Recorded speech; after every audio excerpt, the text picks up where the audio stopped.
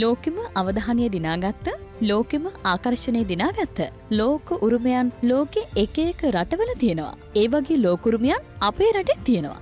සීගිරිය කියලා කියන්නේ ඒ අතරින් එකක්. මාතලේ දිස්ත්‍රික්කයේ දඹුල්ල නගරයට ආසන්නයේ තමයි සීගිරිය පිහිටලා තියෙන්නේ. 1982 වසරේදී සීගිරිය ලෝක උරුමයක් විදිහට නම් කළා.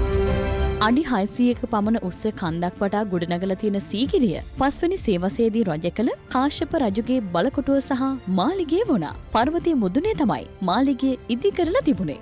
ඊට පහළින් ඊජිප්තුවේ හා පර්සියාවේ ජල උද්‍යාන සිහිගන්වන ඉතාමත් තියුණු ජ්‍යාමිතික සමමිතික බව අතින් ලෝකේ ඒ වගේ තියෙන අනෙකුත් ජල උද්‍යානවලට නොදෙවෙනි ජල උද්‍යානයක් නිර්මාණය කරලා තිබුණා.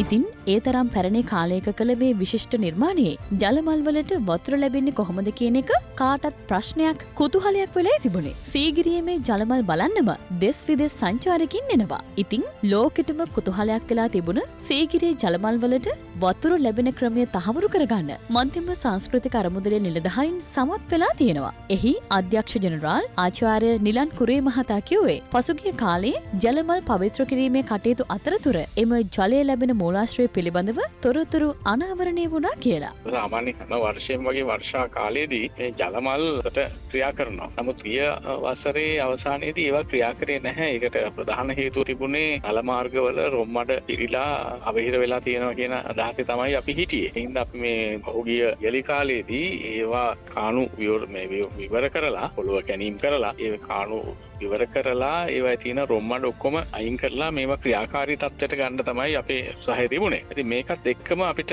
මේ පුළුවන්කම ලැබුණා ඒකේ තියෙන ක්‍රියා කරන ආකාරය සහ ඒකට ජලය එන නල මාර්ගය පිළිබඳ හොයාගන්න විශේෂයෙන්ම අනුමානයක් තිබුණා. මීට ප්‍රථම ඒකත් එක්කම ඒ හරිය තියෙන සීතල මාලිගා කියලා තියෙනවා. ඒක වටේ තියෙනවා ලොකු දියාගලක්. ඒක ටිකක් තියෙන්නේ දියාගලක් තියෙන්නේ වතුර මට්ටම ගත්තොත් එහෙම මේ ජලමල් වලට වඩා ටිකක් උඩින්. ඒකට ඒකේ තියෙන ගුරුත්ව තත්ත්වයන් එක්ක බලලා ඒ උඩ තියෙන හැමතිස්සෙම වතුර එන්නේ පල්ලෙහාටනේ. ඒකත් එක්ක මේ වතුර දියාගලේ වර්ෂා කාලයට වතුර වැඩි වෙනකොට ඒකත් එක්කම මේ පල්ලෙහාට ඇවිල්ලා මෙතනින් අර හිල් වලින් උඩට දානවා. ඒක තමයි මේකේ තිබිච්ච ක්‍රියාකාරීත්වය තිබිලා තියෙන්නේ.